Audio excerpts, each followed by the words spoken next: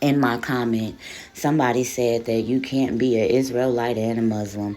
Then somebody said it's Ramadan, keep Muslims out of it. I want you guys to know that Islam and being Muslim predated Muhammad. He was here to teach exactly what the prophets taught way before him.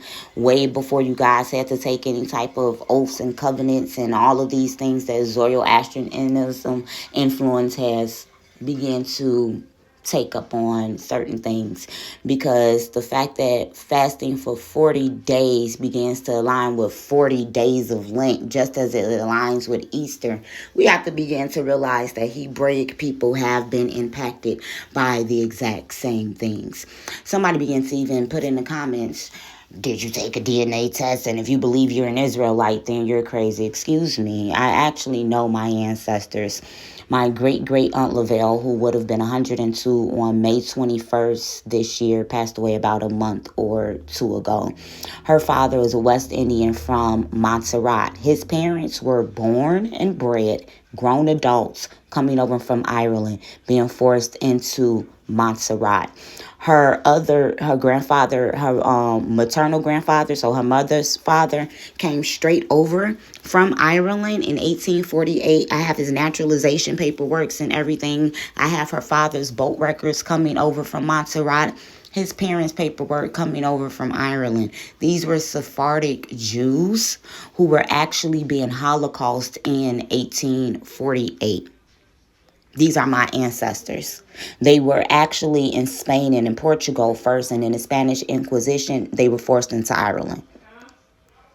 So yes, I do know that I am a bloodline Israelite. Then when you look at my daddy's daddy people, the holidays, they go all the way back to Maryland and Holiday in the time of King James. So unlike some of you Negroes and Arabs, I actually know my family.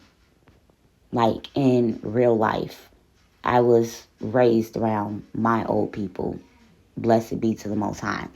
Then for those of you who told me you need to read the Quran, let's read the Quran and see that it is indeed for the Israelites, and you Arabic have because I also had Afro-Arab ancestry too through Esau. Like what? I'm a Choctaw Native Indian as well. I'm a Melungeon.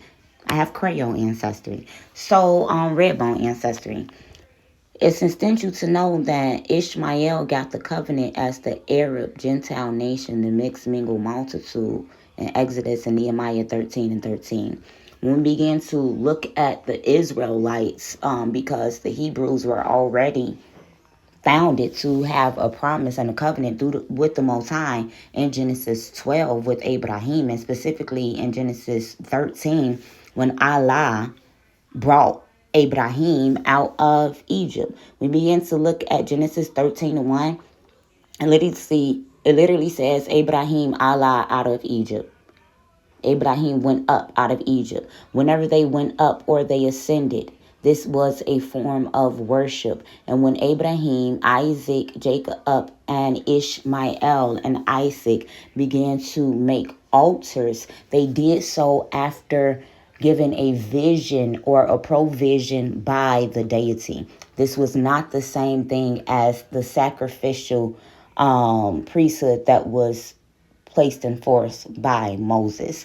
So yes, I'm going to read the Quran. The Quran, the second chapter, 40th verse begins to say, "O children of Israel." Wait a minute, I thought Islam wasn't about the Israelites. "Call to mind my favor which I bestowed upon you, and be faithful to your covenant with me. I will fulfill my covenant with you, and of me alone should you be afraid. O children of Israel, call to mind my favor which I bestowed on you, and that I will make you excel the nations." This is Genesis 13:1. "And when we make a covenant with the children of Israel, you shall not serve any but Allah." This is Deuteronomy 6:4-9. "And do good to your parents." This is Exodus 20. "And to the near of kin." This is the law of the next of kin. "And to the orphans and to the needy." This is them being the Ebony, the Ebionites, giving to the poor. "And you shall speak to men good words." This is spreading the gospel. and keep up prayer. This is Selah to the Heavenly Father. I'm going to teach you to pray and pay the poor rate. This is when James the judge, John, Peter, the followers of Yahushua began to have the Israelites bring all of their items so that they can be distributed evenly unto the poor. This goes back into the time of Selah, who is the father of Eber, which is where you begin to get the word prayer from in Arabic. He began to go into Saudi Arabia, Kedar, Egypt, with the message of the Ebionites, as well as with the message of serving one power and one power alone. You see how we begin to line this up? The Quran, chapter 2 and verse 122. O children of Israel, call to mind my favor, which I bestowed on you, and that I make you excel the nations. This is the same thing.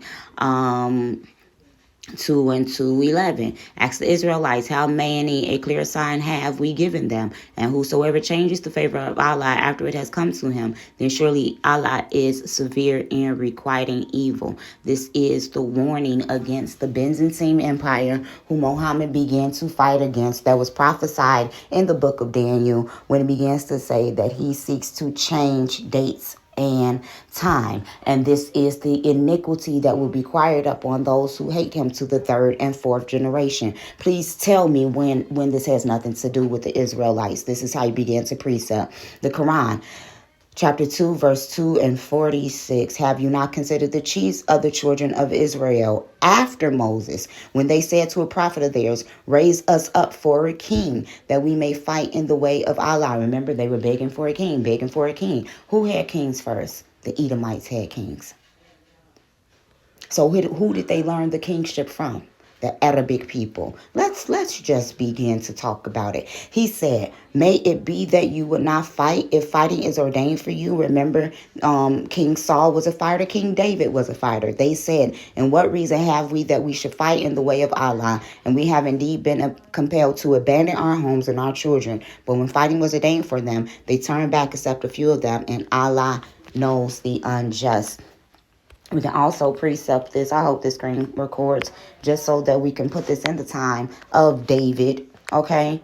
This is going to go to Psalms 120. Remember, this is about war and wanting peace and the unjust.